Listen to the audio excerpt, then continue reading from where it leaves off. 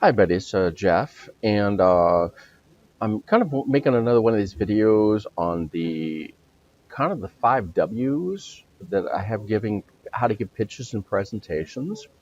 I made a video on that. I'm making a few videos, kind of extra subsequent videos on this whole topic of doing pitches, doing presentations, how to communicate your message more effectively, and all that. And you'll see that one of my main videos was on using the five W's, that is the five W questions in English: who, what, when, where, why, to be able to effectively communicate and do pitches and presentations. And I said in that video that I've been using this method for, I think we're in 2021, right? Well, we're 2022 right now, but it's in 2021 in December that I actually made that video. And I said that I've been actually using that method for about 13 years since I've been at SAP, which goes back to like 2008. Well, actually, I'm completely wrong. I've been going through some of my old notes. Okay, I'm talking really old notes of some sessions that I gave back in the mid 1980s. Okay, mid 1980s. And here's a session that I get the printout here. Okay? I don't even have the diskette.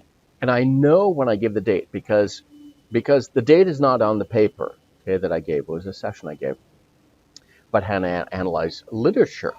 Okay, which means now I can tell from the print that this came from my Brother printer. I had a one-line screen Brother printer, so I could actually type one line, see it before I said print, and it would print it on the paper, and it would send the paper through one line at a time. So I recognized the print on it. Okay.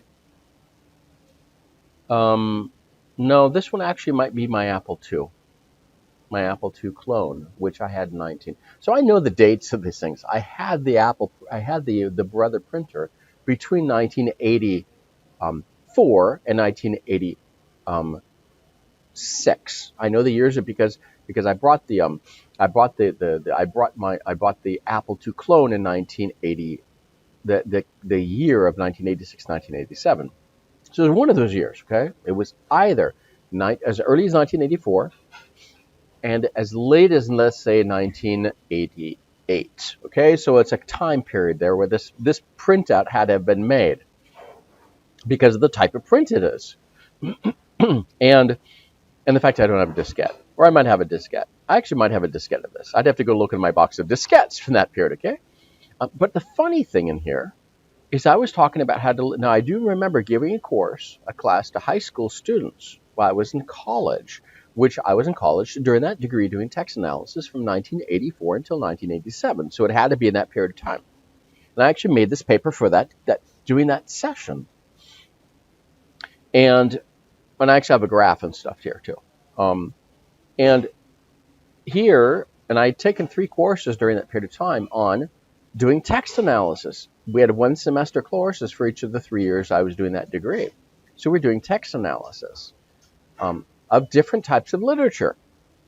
And here, lo and behold, it says what I said in this paper that I wrote up to be able to help the people that where I was teaching to give the course is how to use the 5. I didn't call them the 5 W's back then. I just said when you're analyzing a piece of text, when you're any kind of event units in a document, if it's an event unit type of thing, then you need to talk about who, what, when, where, why. And I give the 5 things, and I give 1 sentence of what it is.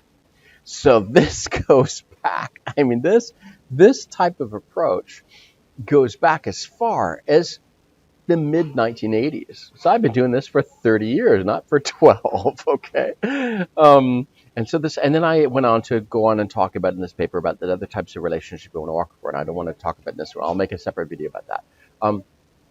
But what I say is this is how powerful a very simple technique and method is that can last for decades and make you really successful. I'm not saying I'm super successful. I mean, okay, there are lots of people that make a lot more money than I do.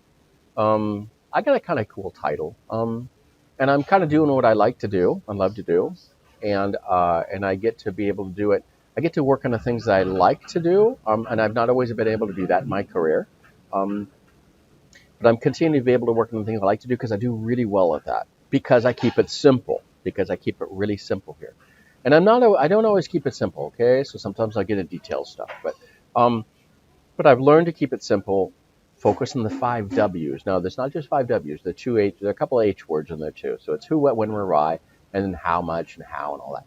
Now, this actually goes back to a course in life sciences that I took back when I was 14 years old in junior high school. I remember this in the 8th grade, okay? This goes back that far.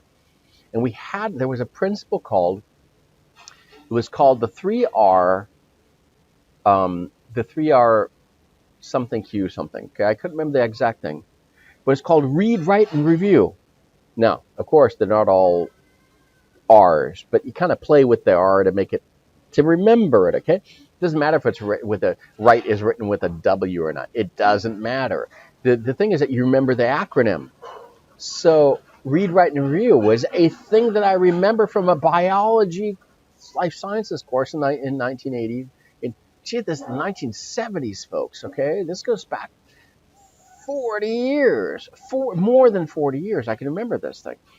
That's how powerful it is to keep simple things, to keep simple phrases, simple quotes, simple ideas, simple things, because you can remember it. And if you can remember for 40 years, then other people can remember for 40 years. And this is how billboards work, okay? Marketing, advertisement on the billboards when you're driving on the highway.